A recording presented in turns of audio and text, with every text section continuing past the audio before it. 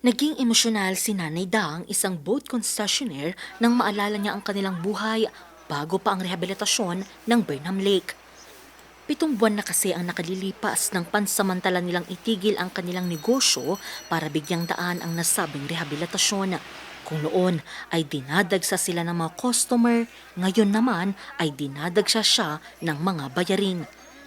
Sa pagtitinda na lamang ng mga palamig at candy siya kumakapit para may maipangtawid sa araw-araw. Sobra, sobrang impact. Ang hirap pag ganun. Kasi may mga naiwan pa kaming bayarin. Ang mga anak ko, promissory note na nga. Sa paaralan po nila. Oo. Kulang mo. Okay lang po. Sana nga, bumalik na. Si Fred naman na isa ring boat concessionaire, walang magawa kundi mag-antay kung kailan muli bubuksan ang Burnham Lake. Titiis na. Kung ano ang meron dyan, yun na lang makakain. Ilan lamang sila sa 20 boat concessionaire ng Burnham Lake na nahinto ang operasyon dahil sa isinasagawang rehabilitasyon sa lawa. Pero hindi lamang ito ang kanilang idinadaing. 2 buwan bago muling buksan sa publiko ang lawa, hindi na rin daw papayagang gamitin pa ang mga lumang bangka. Ayaw na namin ng mga lumang boats. Ayaw ko rin na nire-repair nila yan. Dapat magaganda na yung mga boats nila.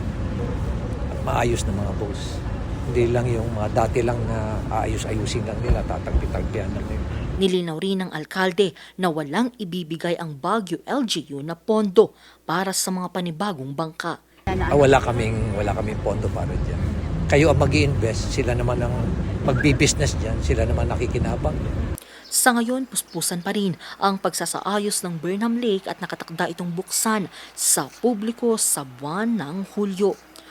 Oktubre nang simula ng Tourism Infrastructure and Enterprise Zone Authority ang rehabilitasyon sa lawa na nagkakalaga ng 400 milyong piso. Angel Arquero, RNG News.